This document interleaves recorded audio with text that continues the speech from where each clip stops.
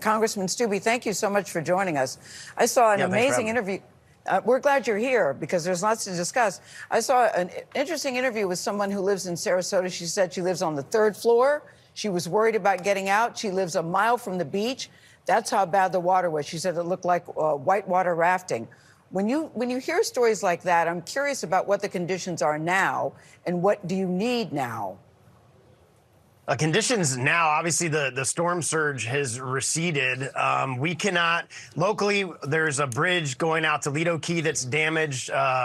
Emergency responders have not been able to get to Lombo Key. It's my understanding there's a couple hundred people on both Lido and Lombo that there's no access to them right now until some of these repairs are made. And that's why it is so important. I watched the mayor's interview before me, and he's right. Like, people have to heed these evacuation orders because you have people, like you're saying, this person a mile from the beach that should have evacuated, that didn't evacuate. And if they need services, emergency responders can't get to them. They just physically can't get to them. So a lot of people did evacuate this time because they saw the damage that we had with Hurricane Helene and saw the damage we had 2 years ago with Hurricane Ian. The heartbreaking thing about this for my district is we were literally recovering from Hurricane Helene. I was going and touring businesses that were ripping out drywall. I helped a family rip out drywall who were just flooded a little over a week ago, and those same areas got flooded again. Punta Gorda got flooded again. So those businesses and homes that were trying to rebound from Hurricane Helene just got flooded again, and it's heartbreaking to see that. Yeah, you certainly got a 1-2 punch, Congressman. So I'm curious about the resources that are available right now for people in your area. Do you have what you need? Yeah. Yes, 50,000 linemen are staged. So most of my counties, most of my district does not have power. Cell towers are down. Communication is very bad.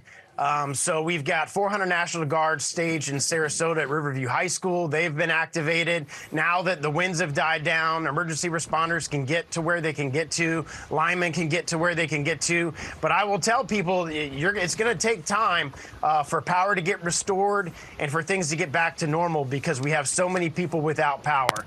Most people have got the things, food and water, that they needed before the storm hit. But we have National Guard, linemen, and everybody staged for people that need something quickly. Congressman, the reality of hurricane coverage is that there's often a lag, sometimes a 12-hour lag, sometimes even more, before you really have a sense of who was hit the hardest and how bad it really is. What's your gut say right now about what we know of the current situation and what we're still waiting to find out?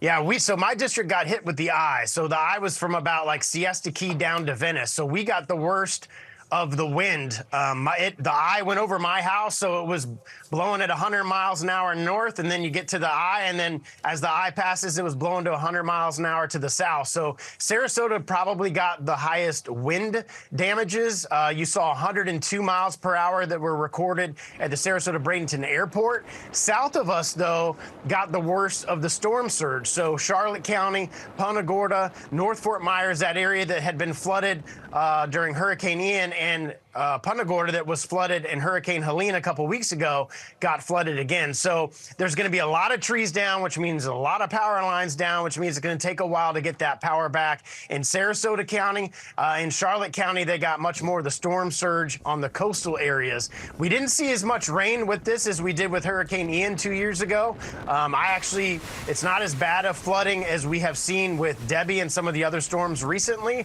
So that's a good thing. That means that our residents can at least get on the roadways and drive where they need to drive and get to where they need to get to. Congressman Greg Stubbe, thank you so much for joining us. Anytime. Thank you.